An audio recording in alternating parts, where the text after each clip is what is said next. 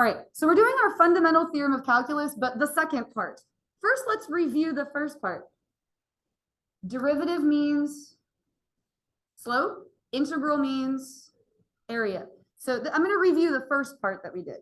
So integral of a derivative, that gives you area under a curve. Area under a curve. So it's the area that's underneath the graph. Do you remember when we did the Riemann sums and you had all those rectangles or trapezoids and we added them all together and then we said, well, if you have an infinite number of them, it gives you the exact area. Like that's what we're doing, okay? So it is integral from A to B, so starting point to ending point, f prime of x dx. So you have the integral of the derivative. Like your rate of change is what goes inside of there. But when you do an antiderivative of f prime, what do you get back? Like integral of a derivative. Yeah, like it's just going to be the function, and we do upper boundary minus lower boundary. So f of b minus f of a. That's your fundamental theorem of calculus, the first part. So that's what we've covered already. That's what we just were going over in our warm-up. You do an antiderivative, upper boundary minus lower boundary. So derivative of an integral. This is the rate at which the area changes. Remember, a derivative is a rate, a slope. The rate at which your area is changing. And basically, these problems are very, very easy mathematically. They just have a lot of symbols in them that you have to understand what they all mean. But what the problem's asking is not actually all that hard, okay? So there's three different kind of like levels to this. They all start with d dx. That's instructions that mean take a derivative with respect to x. It's like saying, hey, you take a derivative, okay? So derivative of integral a to b f of t dt. The reason that that's t and not x, and why that actually is important and you can't interchange those, is because x is going to go on the boundaries and you can't like use x twice. Like if x is going to go here, you have to have something different for inside the integral. And you'll see that on like the other ones that I'm going to write here. But if it's just a to b, a and b are just numbers. Hold on one second. Sorry, let me say that again. So if a and b are just numbers, like give me any two numbers. I don't care. What numbers? 1 and 3. So say you had integral 1 to 3. Let me take this away. Say you did integral 1 to 3 of some kind of function, and then you did such that 1 to 3, and you did upper boundary minus lower boundary. You would get a number. Do you get what I'm saying? Like it would be a value. If you did the derivative of some number, what would you get? 0. The derivative of any value, like a constant, is just going to be nothing. So if your boundaries are both values, like just numbers, you're going to end up with 0.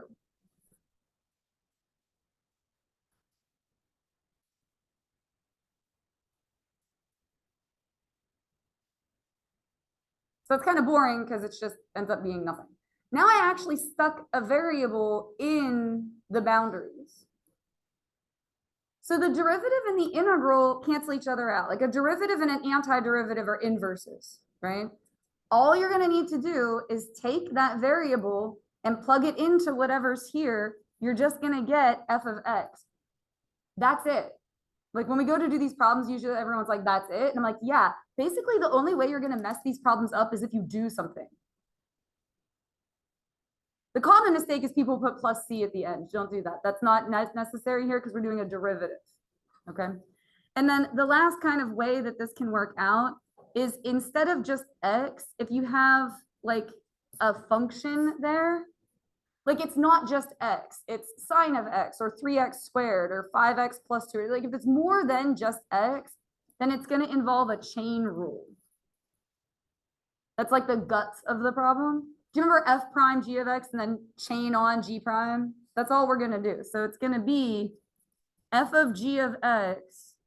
Like you take this g of x and plug it into whatever's there. Like this, you take it and plug it in. And then you chain on the derivative of said function.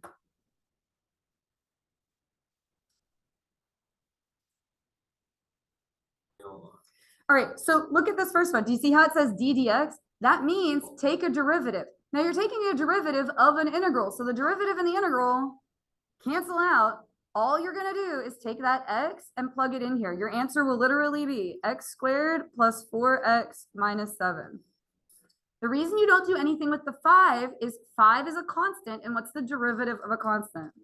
0. So you can write minus 0, I guess, if you really wanted to. All right, check out this one. Derivative of an integral. They're going to cancel out. All you're going to do is take x and plug it in, but watch. I'm going to take x and plug it in for these t's, so x squared minus x, but I'm going to parenthesize the whole thing and negate it. Why would I do that? Where's the x?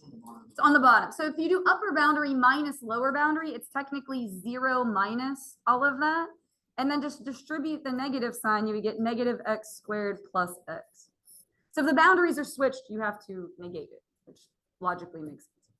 All right, look at this one is not just an x, it's a 5x. It's going to involve a chain rule. So you're going to take that 5x, plug it in for t, so it's going to be e to the 5x, and then you chain on the derivative of 5x, which is 5. You can leave it like that, or you can make it look a little prettier, 5e to the 5x, like if you wanted to put the 5 out front as a coefficient, that's all you're doing there. What do you think about this one? Plug x in, it'll be sine of x and negative. So negative sine of x. Again, the only way you're going to mess it up is if you do anything, because I get people that'll write cosine, like they'll take the derivative of sine. Just don't do that. What do you think about this one? Why? There's no x's. Constant. Derivative of a constant is going to be 0. All right, here you're going to plug in the x cubed, so cosine x cubed. Ah, but it's not just x. So you have to chain on, it's a chain rule, chain on the derivative of x cubed, which would be 3x squared. I'm just going to put that out front so it looks a little bit nicer.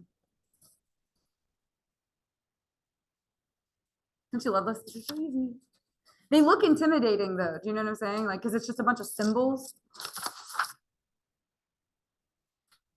All right, we're going to plug in x squared. X squared squared. So x to the 4th plus 5x squared. But what else is going on here? It's on the bottom, so we have to make the whole thing negative. And one other thing. Chain on the derivative of x squared, which is 2x. So let me make that look a little bit prettier.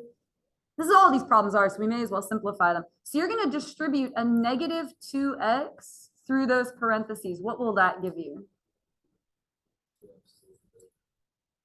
Good. Negative 2x to the 5th minus 10x cubed. Perfect. Ooh, what's different about this one? So you have to plug them both in. It's upper boundary minus lower boundary. So if we plug in x plus 3, that's going to be 2 times x plus 3 minus 5. So I just plugged in the x plus 3. So that's upper boundary. Minus, and then you're going to plug in x for the lower boundary. So that would be 2x minus 5. You have to subtract the whole thing. And then that's just algebra, distribute, combine like terms. Spoiler alert, stuff's going to cancel out here. This will give you 2x plus 6 minus 5. And then distribute this negative, that'll give you minus 2x plus 5. And if you've done this correctly, I think pretty much almost everything goes away except for one number. Yeah, what are we left with there? 6 is your answer. So again, they look intimidating because of all the symbols, but that's really all you're doing. Same thing with these. If f prime of t equals this, find f of 6 minus f of 4. Listen, just the same as derivative means slope and integral means area, I want this to be like burned into your brain. This should trigger in your mind upper boundary minus lower boundary. Do you see what I'm saying there? Like you should see that and go, oh, fundamental theorem of calculus. It's going to be an integral from what to what? 4 to 6. That's what I want that to trigger in your mind. Upper boundary minus lower boundary. So it's going to be an integral 4 to 6 of what? Well, the only thing that's there, right? Yeah, the 2t plus 1. But the derivative is what goes inside of there. Okay. So antiderivative. So what's your antiderivative? Oh, you don't need to use substitution for this one, guys, or any of the other tools in the toolbox. You can just write the answer. Like what would be your antiderivative for this? Good. T squared plus t such that 4 to 6. You're just coming up with a function that if you did the derivative, you would get 2t plus 1. See how that's the derivative? We did an antiderivative. All right, upper boundary minus lower boundary. So if we plug in 6, let's see, that would be 36 plus 6, 42. And then if you plug in 4, 16 plus 4 be 20. So that would be 22.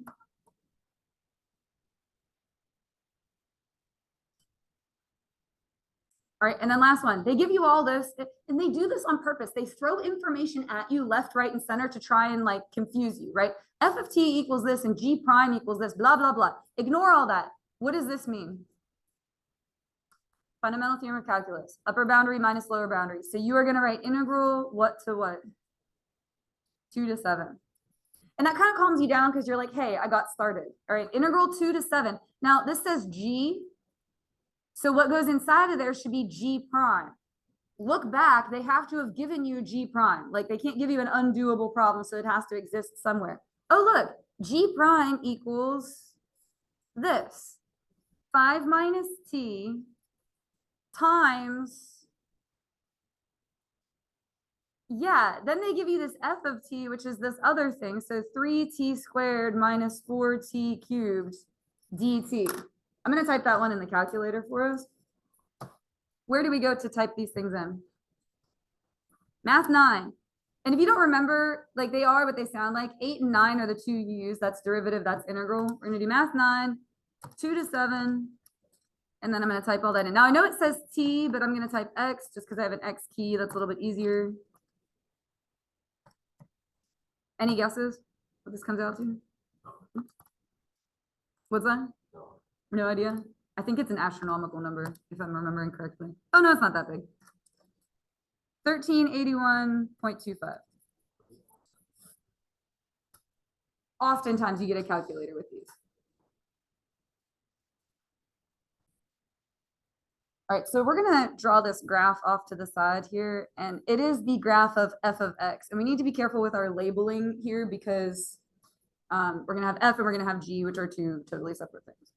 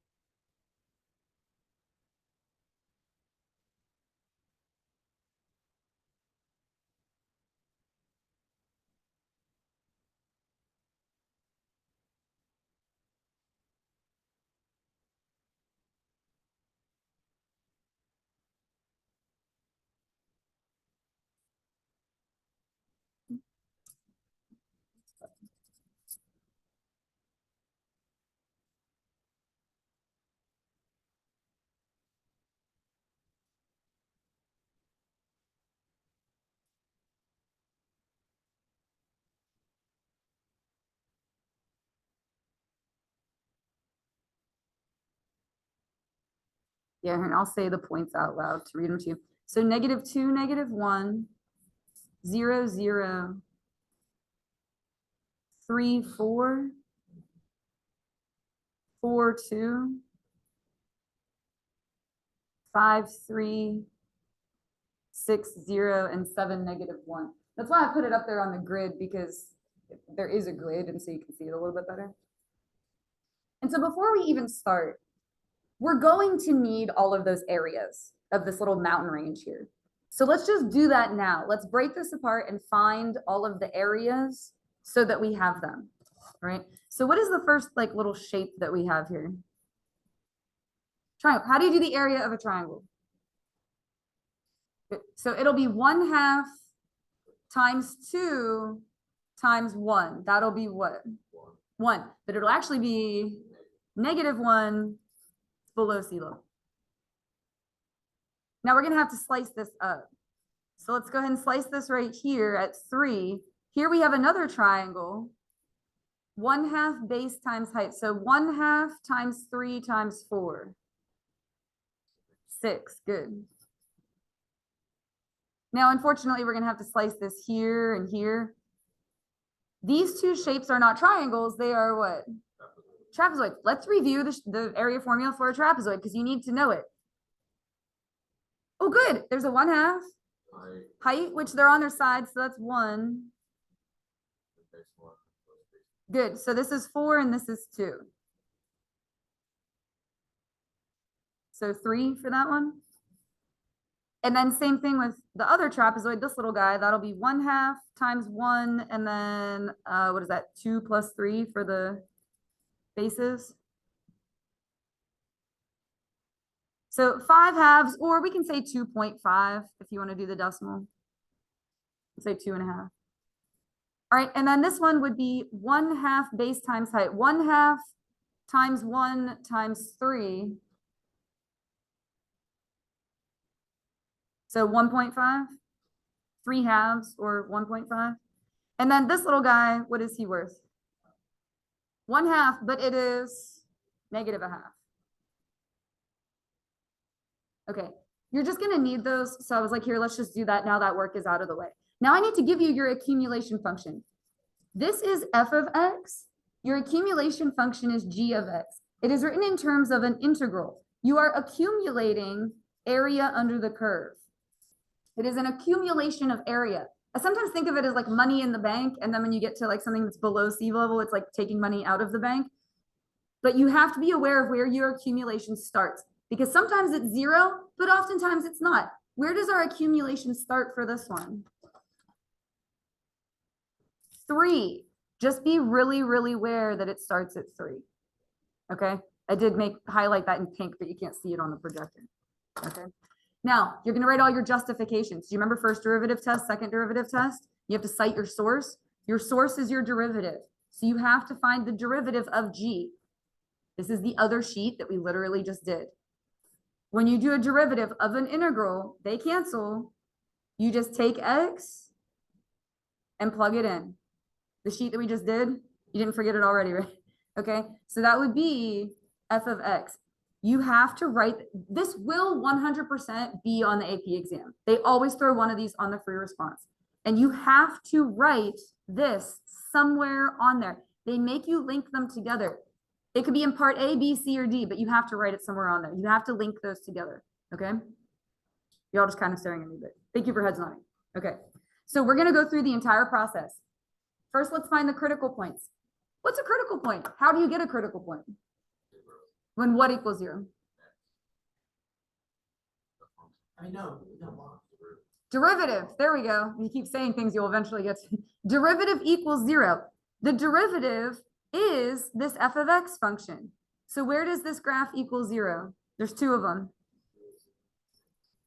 Yeah, and you actually just need to say the x part. So critical points, x equals 0 and x equals 6 because g prime equals 0 there. You're answering questions about g, which you don't have. They love to do that to you. Give you a derivative function, and then you ask you questions about the original function. So you're answering questions about a graph that you don't have. But don't worry, we'll graph it at the end. All right, increasing, decreasing. Do you remember your sentence has to start g of x is or g of x has? Do you remember that? Sort of. G of x is increasing. Now, how do you tell where your function is increasing? Because derivative is positive. So where is this graph above sea level? Good. G of x is increasing 0 to 6 because g prime is positive there. And you can write greater than 0, or you can write is positive there, whatever floats your boat. And then the sibling statement, g of x is decreasing where? -2 to 0? Perfect. Because, cite your source, g prime is negative there.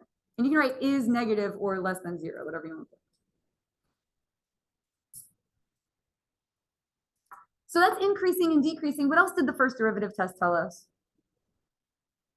Increasing, decreasing, and also where the graph has what? Perfect. G of X, again, the graph we're not looking at, has a relative minimum at X equals where? Well, it has to be one of your critical points, which is either 0 or 6. Those are the only two options because those are your critical. Oh, why 0? That's correct. We're going to put because. Good. Because G prime changes from negative to positive there. Do you notice how all of these sentences we're writing are the exact same thing that we did before? I can't change them. They are the answer. It's definitions. I just try to like drill it into everybody. And then when you get there on the AP exam, this is like the easiest question. It will be on there. Like I guarantee it. They always put one of these. All right, G of X, well, does G of X have a relative maximum? I guess I should look before I do that. Yeah, G of X has a relative maximum at X equals 6 because why? Cite your source. Yeah. G prime changes from positive to negative there. I love these. It's a little annoying to write out the sentence, but the sentences don't change. So I'm like, cool, I can handle that. Now, those are relative maximums and minimums. How did we do absolute maximums and minimums? Good. Do you remember what the test is called? What is this test?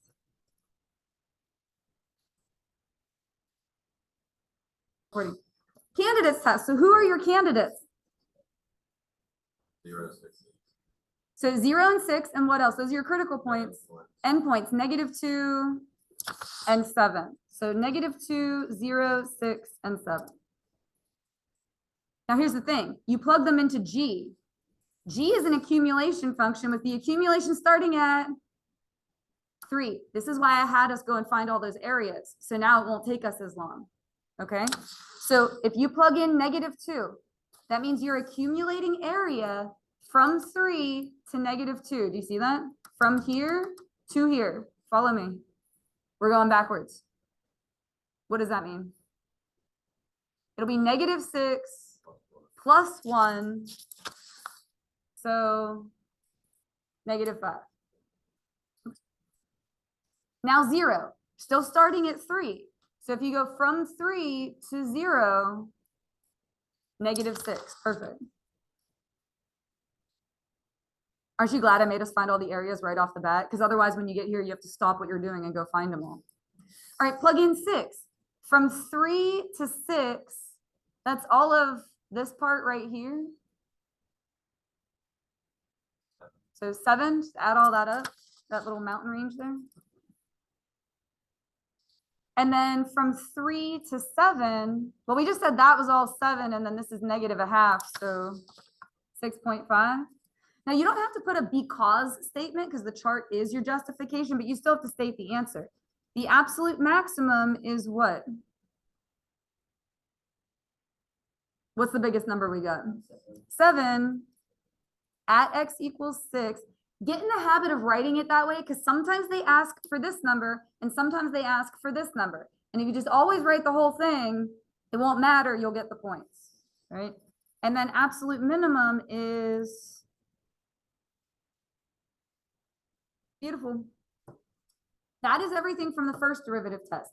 Now we're going into the second derivative test. Instead of critical points, what did we call them? Good. G of X has inflection points.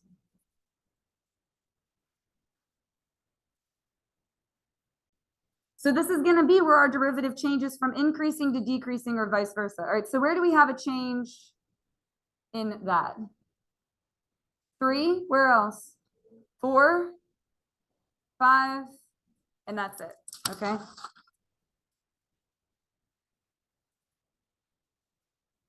So G of X has inflection points at 3, 4, and 5 because G prime, and I am sorry, but this is how you have to write it, changes from increasing to decreasing or decreasing to increasing there. I asked once at a conference if there was a shorter way to write that, and they said, no, that's how you have to write it. And I was like, all right, I'll let my students know.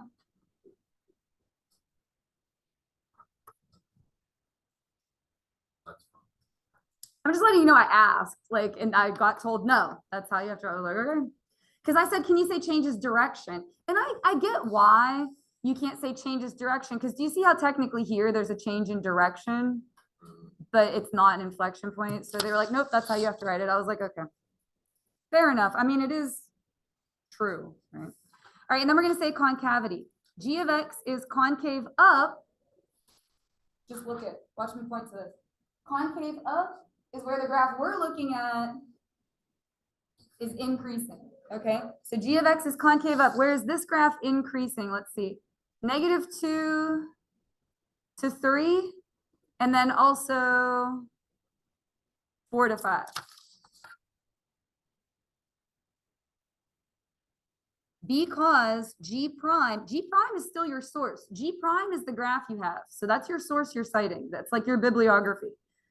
Because G prime is increasing there. That's a really common thing, mixing up increasing and positive and decreasing and negative. You just got to be super, super careful. Write this chart out and look back at it. That happens like all the time. And then G of x is concave down. Concave down would be where the graph we're looking at decreasing. So that would be 3 to 4 and 5 to 7. It's everywhere else for the opposite reason. So because G prime is decreasing there. And then last part, we're going to draw a picture. I ran out of space. I'm going to need to, gosh, I really wanted this to fit all on one piece of paper for you. Hold on, let me problem solve. Okay, there we go. I just moved that over. I'm going to put my graph right here. So we're going to draw a graph of G, the one that we've written all this stuff about. So let's see how big we need to make our grid. Would we say the absolute maximum is 7? So this is going to have to go up to at least 7. And our absolute minimum is -6. So it's going to have to go down to -6. And then your x is, it's still on the same interval, -2 to 7.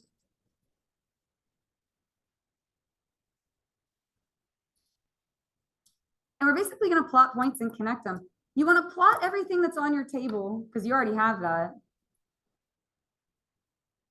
And then if the inflection points were not on your table, you have to go back and find those. Okay. So start by plotting these. We've got -2, -5, 0, -6. I'm not going to read them all to you. That's annoying, but just go ahead and plot everything that's on your table here.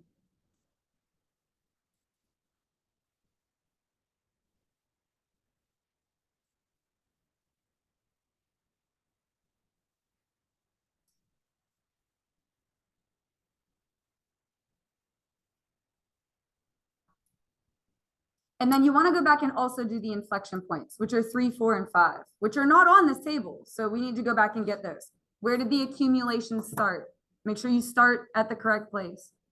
3. So if you were to plug in 3, if you accumulate area from 3 to 3, how much did you accumulate? Precisely nothing. So you get 3, 0.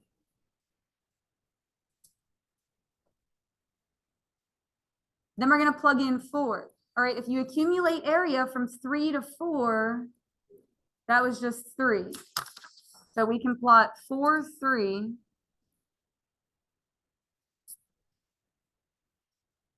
And then 5. If we accumulate area from 3 to 5, that was this part. So what is that, 5.5? So we can do 5, 5.5. Like good enough. Now, when you connect them, you don't have to worry about increasing and decreasing. Because if you connect from here to here, it's going to decrease, and from there to there, it's going to increase. Do you see what I'm saying? Like, it's just going to happen. The only thing you need to worry about when you connect them is the concavity, like concave up, concave down, smiley face and frowny face. So look at concave up from -2 to 3. So when I connect from -2 to 3, I need to be concave up. So when I connect these, it's concave up.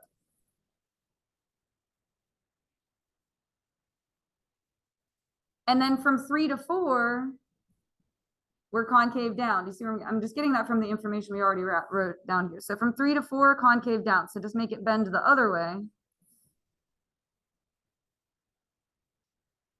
And then what? Yeah, 4 to 5 is concave up again. So just make it bend the other way. And then 5 to 7 is concave down. So it should look like a little fish hook or something. Weren't you talking about fishing earlier? There you go, a little fish hook. Okay, so let's slice this up and find all of the areas first. Just do that before you start, because then you don't have to stop what you're doing later and find them all. All right, so this first one's a triangle, 1/2 base times height. So 1/2 times 2 times 4, before, but it's -4. This is a semicircle. What's the area of a whole circle? Good, so this is 1/2 pi r squared. I always do semicircles, and then a couple of years ago, they threw a quarter circle on the AP exam, which is like fine. It would just be 1/4 pi r squared, but I'd never done an example like that. Anyway, for what it's worth, the whole thing's pi r squared. If they give you a fraction of it, it's whatever fraction pi r squared. So what's the radius for this thing? 2. So 2 squared is 4. Half of that is 2, but it is -2 pi.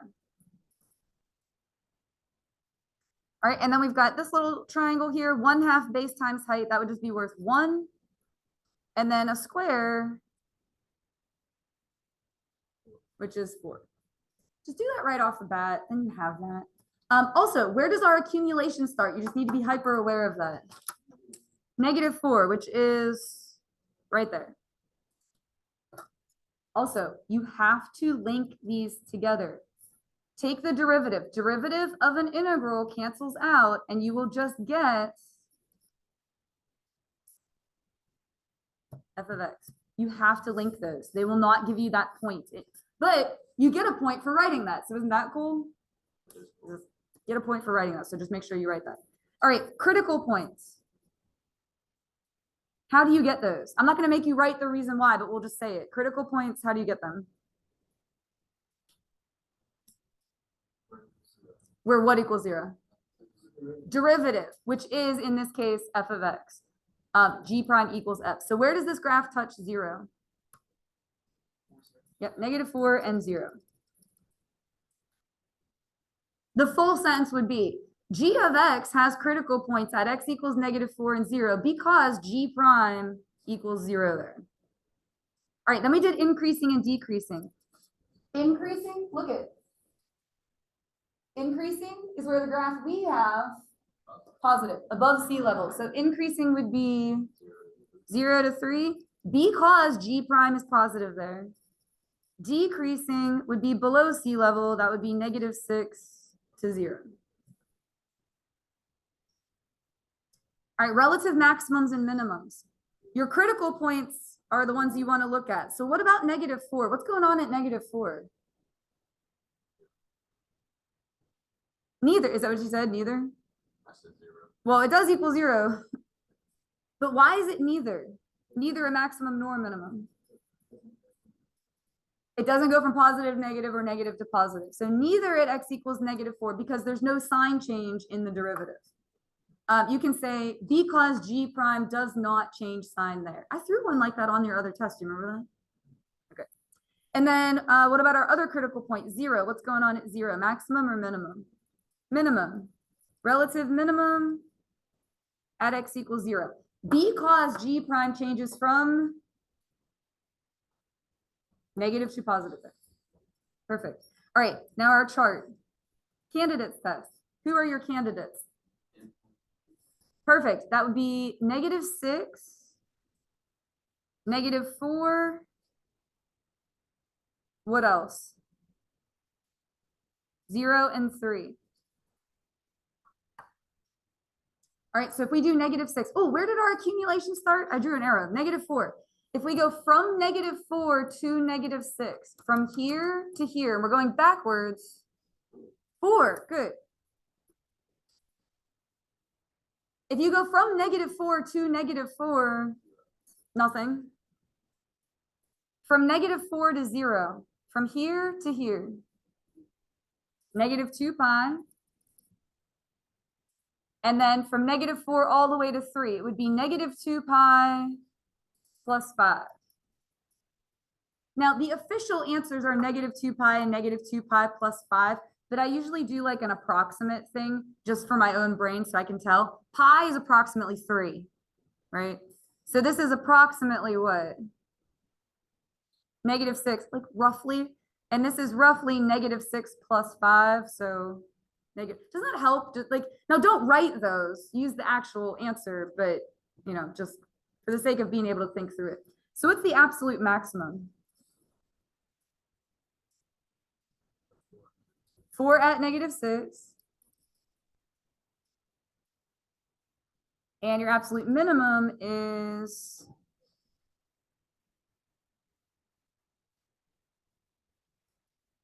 good, -2 pi at x equals 0. Don't write -6. That's just, that was an estimation so we could think our way through it. Like put the actual answer. All right, that's first derivative test. Now we're getting into second derivative test, inflection points. And again, I'm going to just point to it up here. That's a change in concavity. So that's where your derivative changes from increasing to decreasing or from decreasing to, just remember inflection points are the annoying one. Okay.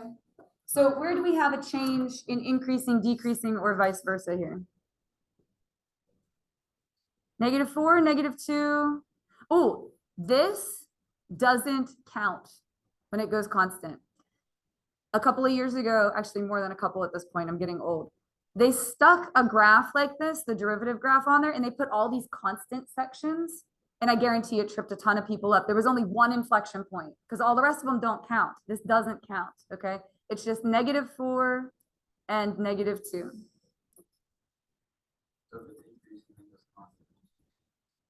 Not, yeah, exactly. And you know, I'll have to find it and show it to you. It was this crazy graph, but actually didn't end up being all that hard. But there was only one place where you actually changed from decreasing to increasing. All the other changes were constants. And I guarantee you, most of my students put all of those as answers and they don't count. But if it goes increasing, constant, decreasing, then No. So if it increases, goes constant, and then decreases, there aren't any inflection points there. Which I kind of disagree with, because there would be a change in concavity, but it's not at one particular point, so it's not called an inflection point. Inflection points are the annoying ones. Just remember that. Those are the annoying ones. Critical points are easy. Inflection points are annoying. All right. F of x, or not f of x, g of x is concave up, where the graph we're looking at is increasing. So where is the graph we are looking at increasing? That would be -6 to -4, and then also -2 all the way to 1. And I think that's it. Because g prime is increasing there. And then concave down would be where the graph we're looking at is decreasing. So everywhere else for the opposite reason. So -4 to -2. And then, oh, that's it. -4 to -2. What's going on from 1 to 3 then? Is there any concavity? So we would say linear from 1 to 3. That means there is no bend in the graph. Do you get what I'm saying? Like there's no concavity, like it just, like if you, I always think of a cave. Do you remember like concave and convex? Like it would just be a sheer cliff wall then. It would just be like, be linear. All right, so let's put all this together. Let's see how big we need to make the grid. What was our maximum? Maximum's 4, so you only need to go up to 4. Minimum is -2 pi. I'm going to call that -6. So go down to -6. Just roughly. It would be like a little bit beyond -6, but whatever. And then your x's, it's still the same interval, so it would be -6 to 3.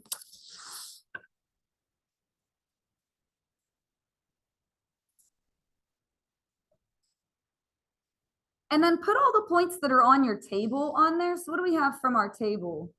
-6, 4. -4, 0. 0, -2 pi. I'm gonna put that at 0, -6, just, good enough. And then 3, I'm gonna put -1 just because I can't make it perfect. It would be like a little bit beyond -1, but good enough. And then what else do we need to go back and get just in case they weren't on the table? Because these were endpoints and critical points, but I need to also include inflection points. Now, -4 was both a critical point and an inflection point, so we just so happened to do that. We just need to go back and get -2. All right, so you have to stop what you're doing and go back and find it. Where did our accumulation start? So we want to go from -4, which is right here, to -2. Ooh, kind of tricky. If you go from here to here, -pi, because if this is -2 pi, if you only go halfway through, that would just be -pi, which is about -3-ish, -3.14. So -2, -3-ish. And now when you connect these, you don't need to worry about increasing, decreasing. Like that's just going to happen. If you get from here to here, you're going to decrease. You just need to do the concavity correctly. We're concave up from -6 to -4. So this should be concave up. And then what for the next section? Okay, that's concave down for this section. This looks cool. And then we want to be concave up from -2 to 1. Oh, I didn't put 1 on there. Let's go back and get 1. I forgot about 1 because it's not technically an inflection point, but I need to know where 1 is. If we accumulate from -4 to 1, from here to here, yeah, like -5-ish. Because if this is -6 plus 1, that'll be like -5-ish. So 1, -5. That part will be concave up.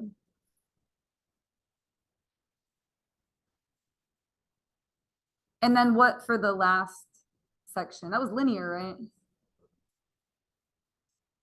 Which makes sense. Derivative of linear is constant. So that's why it's constant in the derivative graph.